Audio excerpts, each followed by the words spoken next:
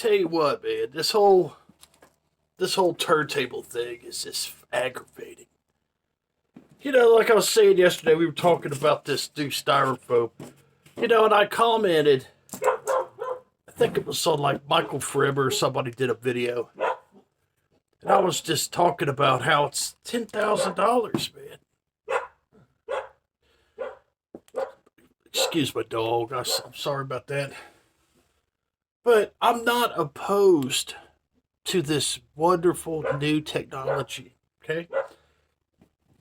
Not at all. I've got some new records I'm going to show you. But I'm not opposed to it. Back in the early 90s, I worked at this furniture store. When I was just out of high school, I worked at this furniture store. Did warehouse stuff. We'd set up displays in the store. We would deliver furniture, just this kind of stuff. I worked there for about a year. This was like in the early 90s, okay?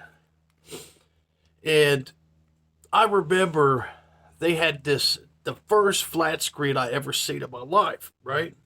They had it up on the wall, this big giant flat screen, man. And I never seen one before, okay? It was the first time, just like, the first time. They wanted $15,999 for this flat screen TV hanging on the wall. Okay, this guy on the YouTube, he's telling me that I don't know nothing about engineering.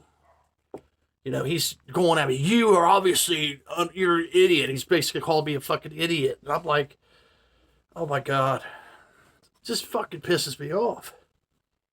And here it is, 2023. Let me show you something here. If this fucking thing will work. There's a fucking flat screen in my garage that I bought at a fucking Goodwill for $40 fucking dollars. Okay? I'm not gonna spend $10,000 on a fucking styrofoam turntable. It's fucking insane. I think it's a great idea, but I think Riga needs to get their fucking head out of their ass with the price. Don't gouge your people. It's just ridiculous. And rich people are some of the stupidest fucking people you'll ever meet in your life. They are so fucking stupid. Sometimes it makes you wonder, how did you get some fucking money? How did you get so fucking money? Because you're so fucking stupid. You know what I'm saying? It's just, how do you get that stupid? It's the best snake oil that there. I mean, you just put a drop of this on your turntable. Oh, that one drop, it's $1 million. Oh man, come on, wake up, people. That's what I'm talking about. I'm not opposed to the technology. I think it's fantastic. It's wonderful. But at fucking $10,000, you're a fool. Okay, you're a fucking fool. Anyway, I went and picked up some records today. I went digging around. I've been sitting on my ass for the past couple weeks. And today, I got up, went to the antique places, and I actually found some decent records. Probably a little better than the classical ones that I was showing the other day. So anyway, let's go over some of these. Now, I'm a big Pete Seeger fan, and I see this sitting there. And it's a little bit, it was a couple dollars. The record itself's not bad. Freight Trade, Coyote, dollar ain't a dollar anymore. Boy, ain't that the fucking truth. Dollar ain't a dollar anymore. This Train. I just love Pete Seeger. I love his music. I love his style, man. It just, when you listen to old Pete Seeger sing, it's like a time machine, man. He just takes you back. And I wasn't even around back then, but man, I love it. Daisy's having a blast. I just got home a little bit ago. Sun's shining, and I let her out, and she's all excited. So that's what she does, and I let her do it. Heaven Help the Fool by Bob Weir. I see that sitting there. And I was like, you know what, man, that's gotta be a nice addition to my Grateful Dead collection, man. This is a 1978 Solo album by Bob Weir. And that's a pretty good picture of Bob, if I must say so myself. I like him sitting there with the guitar. And this is on the Arista label. Beautiful label. The record's pretty good shape. So, picked that up today.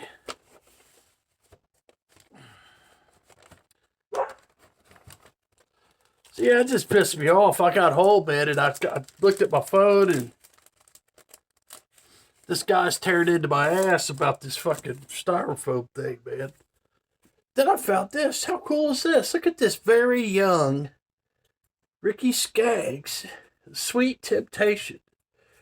And I don't know if that's what kind of car is he sitting there? Is that a Mercedes? A Bentley? I don't know. I don't know what that is. But Sweet Temptations is the name of this album.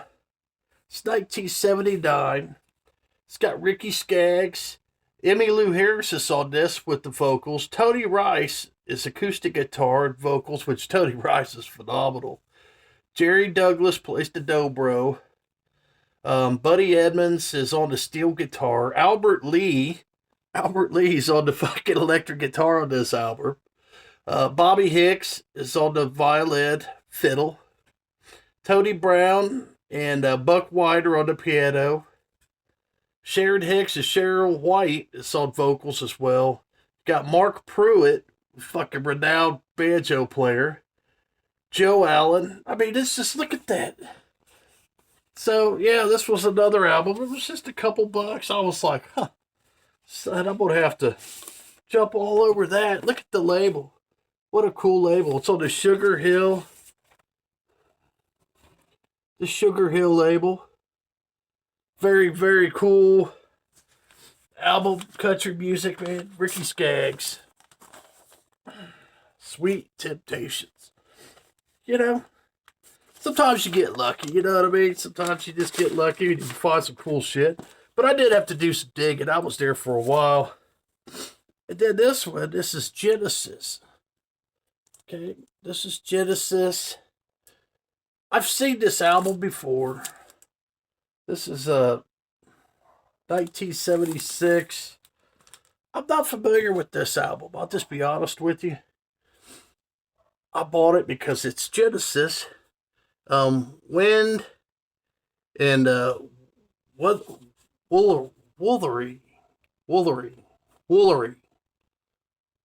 I don't even know how the hell you say that. Damn, it's hard being from Kentucky. But yeah, I bought that. I just thought the cover, it really just sold me. It's like, man, that's a beautiful, beautiful cover. Beautiful inner sleeve. It's on the Atco label. It's very good shape. Picked that up today. Genesis. It's kind of a blind buy. I got some blind buys today. You know, I'm not going to get on here and act like I'm a music expert and tell you all this shit, man. I don't know. This album here, it was kind of a blind buy. I just love the cover. And I know Genesis is good, so I went ahead and grabbed it.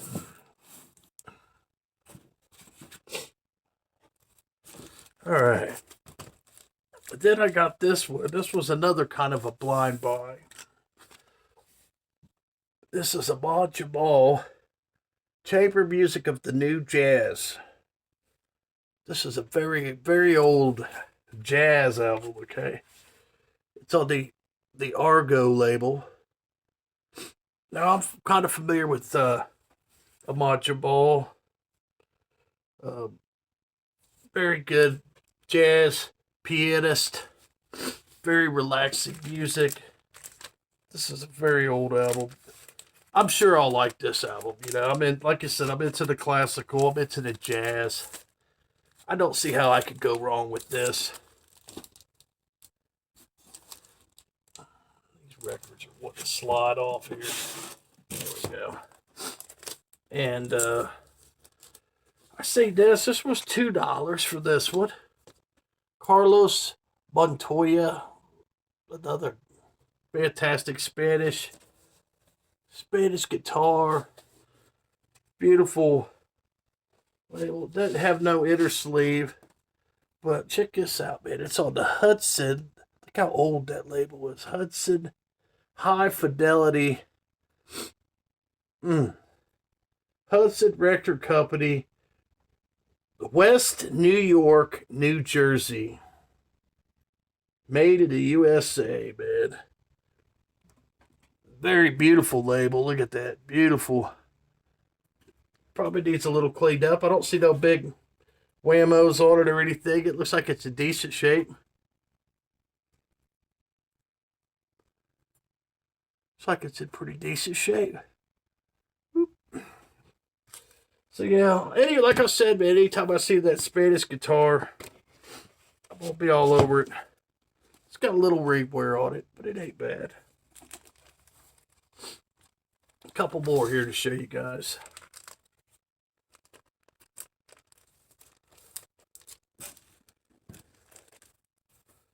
This one here I picked up. I think I've seen this album before. I don't have it in my collection. Still Young. It's called The American Stars and Bars. I don't have this album. Not really familiar with it.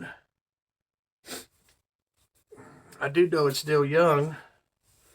It's weird. It's like, it's got the, here's the front. And it's one of those where the damn record goes in the top, man. And it's on the Reprise label. Neil Young. It's in good shape. It's probably some Western music, I'm thinking. That looks like some old Western music. I paid $10 for this. So I don't know. But let me know if you think I did all right with that for $10. Now this one here, I paid $25 for this one, okay? And I wanted to listen to it at the store. I tried to pull up my Spotify so I could do like a sample. And I there was no signal, so I was like, what am I gonna do? It was $25. I would have just bought it. I was like, you know what? Fuck it, man. I said, fuck it. I'm buying the motherfucker. Whether it's good, whether it's bad. Fuck it! So, it's a Ahmad Jabal, 73. And I see that cover. That cover kind of threw me a little bit. I was like, I've got this album, I think. And then I was thinking, oh, no, wait. I don't think I have this album. I just think it reminds me of the Shaka Khan album that I own. Doesn't it remind you of the Shaka Khan? It's a promo. Not for sale. It's got The World is a Ghetto, 9 minutes and 44 seconds jazz tune there. Children of the Night, Superstition, which I'm assuming is the superstition that we all know. Trilby on side 2. Susta, song 2, Soul Girl, In Peace at Last. So yeah, pick that up. Did that remind you of the Shaka Khan? I don't even think Shaka Khan was out in 73. Maybe